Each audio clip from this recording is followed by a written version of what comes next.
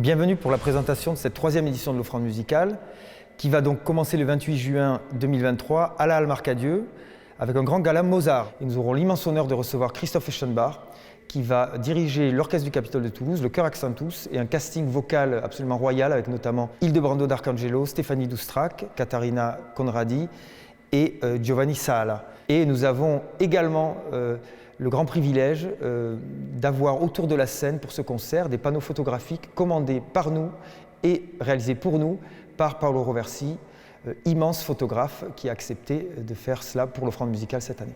Le 30 juin à la salle Padre Pio, nous aurons le plaisir d'accueillir pour un spectacle l'histoire de la peinture en 2 heures, Hector Obalk, célèbre critique d'art, qui a accepté très gentiment de faire une partie dédiée aux peintres qui ont subi un handicap et comment ce handicap a été, sinon une chance, en tout cas un défi et une stimulation particulière pour leur art. Cette année, pour l'édition 2023, nous avons le grand plaisir d'accueillir Philippe Besson en tant qu'écrivain en résidence. Il écrira des textes dédiés à des personnalités qui ont dû se battre contre la singularité qui les caractérisait.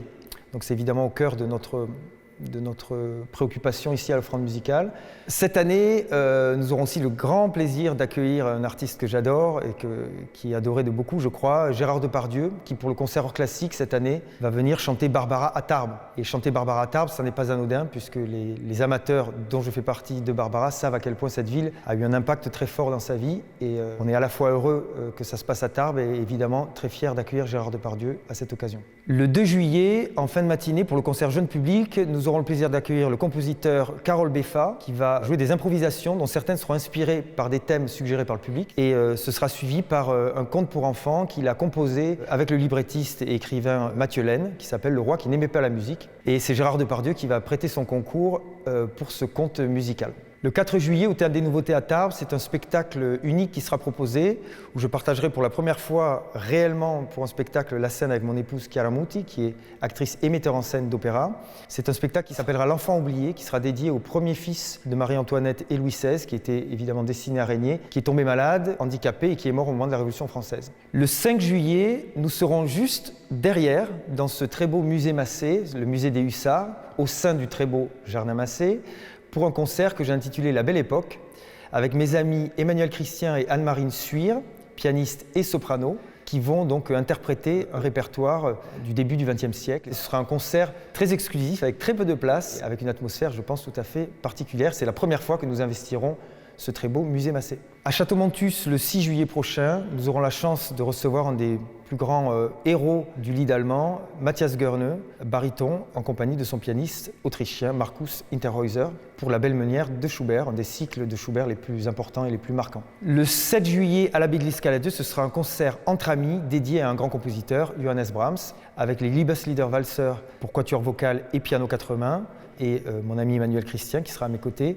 Et ensuite, avec mes amis du quatuor Modigliani, nous ferons le quintet avec piano de Brahms. Le 8 juillet, nous aurons les masterclass que je donnerai à la chapelle de Piétat pour 5 étudiants.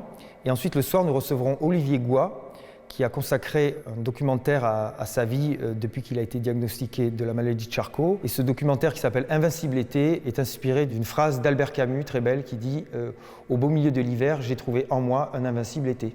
Ça pourrait être le credo de cette troisième édition. Le 10 juillet, nous aurons le grand bonheur de recevoir à nouveau, mais on ne s'en lasse pas, notre ami Renaud Capuçon pour sa dernière année d'artiste en résidence. Ce sera à Lourdes, en ma compagnie, et ce sera un récital totalement dédié à la musique pour violon et piano de Schubert. Pour le concert de clôture, le 11 juillet, à l'Abbaye de l'Escaladieu, nous aurons le grand plaisir et l'honneur d'accueillir une légende de la direction d'orchestre de la musique baroque, William Christie et les musiciens des Arts Florissants, qui accompagneront 2 contre-ténors formidables, Carlo Vistoli et Hugh Cutting, dans les plus beaux airs baroques italiens. Comme vous le savez sûrement déjà, l'Offrande musicale est un festival tout à fait singulier, particulier, hors norme, nous l'avons voulu ainsi, parce qu'il est dédié en priorité aux personnes qui souffrent d'un handicap. Ces personnes-là se voient attribuer gratuitement 20% des places de concert. Les personnes qui ne peuvent pas, pour de multiples raisons, venir au concert, peuvent venir aux répétitions générales qui leur sont ouvertes, quelles que soient leurs conditions.